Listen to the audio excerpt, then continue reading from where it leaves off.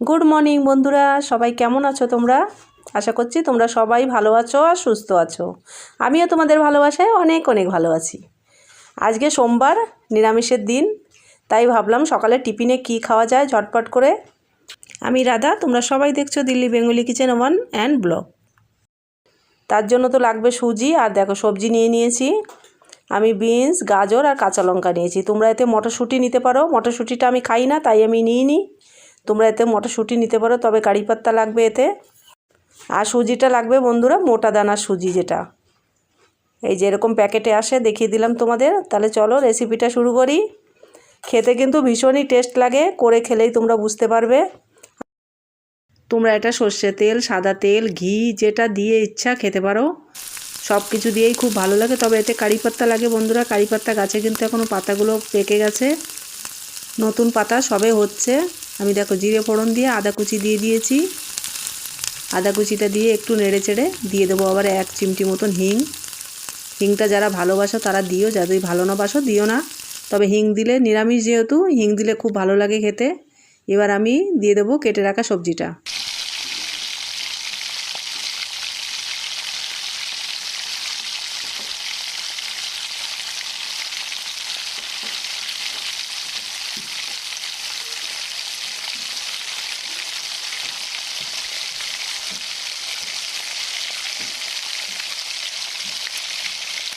সবজিটা না ঢেকে গ্যাসটা একটু বাড়িয়ে দিয়েই সবজিটা ভেজে নিতে হবে।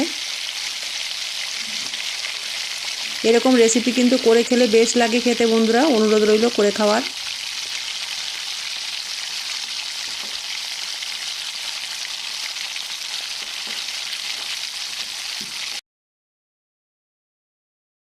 সবজিটা আমি ভেজে নিয়েছি, এবার দিয়ে দিলাম পরিমাণ মতন জল, স্বাদ মতন দিয়ে দিচ্ছি নুন। এদিকে আমি ভয়েস দিচ্ছি, ওদিকে আমার কুকারে সিটি আসছে। তোমরা হয়তো শুনতে পারবে বন্ধুরা, এর ভিতরে ভয়েসের ভিতরে কুকারে সিটি আসছে। রান্নাঘরে বসেই আমি ভয়েসটা দিচ্ছি। জলটা ফুটে উঠেছে, এবার দিয়ে দেবো আমি সুজি।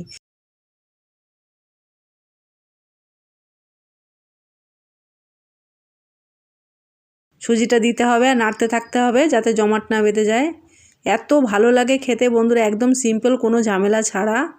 এই সুজিটা এরকমভাবে একটু রান্না করে খেয়ে দেখতে পারো তোমরা, কেউ নিরাশ হবে না। আমি বলছি, তোমরা দেখবে তখন মাঝে মাঝে সবাই করে খাচ্ছে, আর বাচ্চারা তো খুব ভালোবাসেই। আমি কিন্তু মোটা দানা সুজি নিয়েছি বন্ধুরা।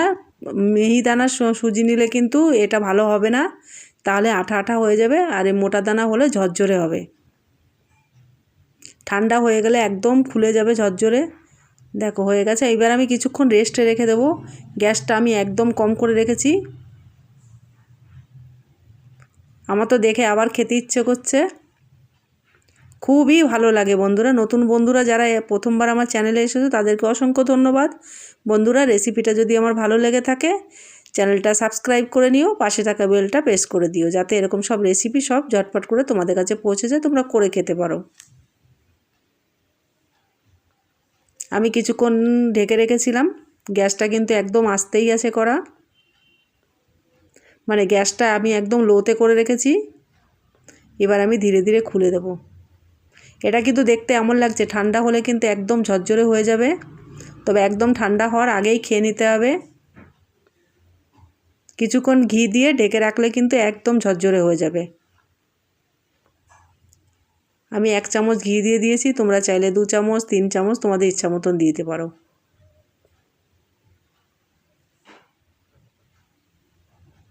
আমি আজকেই সকালবেলা এটা করেছি।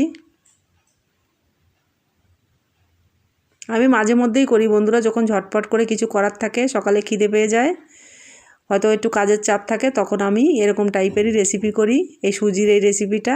আর এখন তো ঠান্ডার দিন, অনেক সবজি, এর ভিতর কিন্তু মটরশুঁটি দিতে পারো। আমি তো মটরশুঁটি খাই না, তাই আজকে আর মটরশুঁটিটা আমি দিইনি এতে। গ্যাসটা আমি বন্ধ করে দিয়েছি, ঢেকে রেখেছিলাম কিছুক্ষণ। এবার দেখো, দেখো কালারটা দেখো, কত গ্লেজি কালারটা।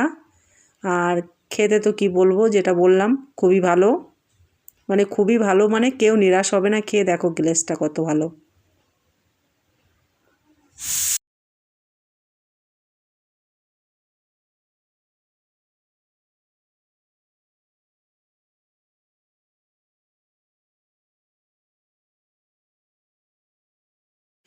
তাহলে আমার সকল বন্ধুরা রেসিপিটা ভালো লাগলে লাইক কমেন্ট করে দিও, কাছের লোকেদের কাছে শেয়ার করে দিও। আর আমার এরকম সব রেসিপি পেতে আমার ছোট্ট চ্যানেলটি সাবস্ক্রাইব করে তোমরা সবাই ভালো থেকো।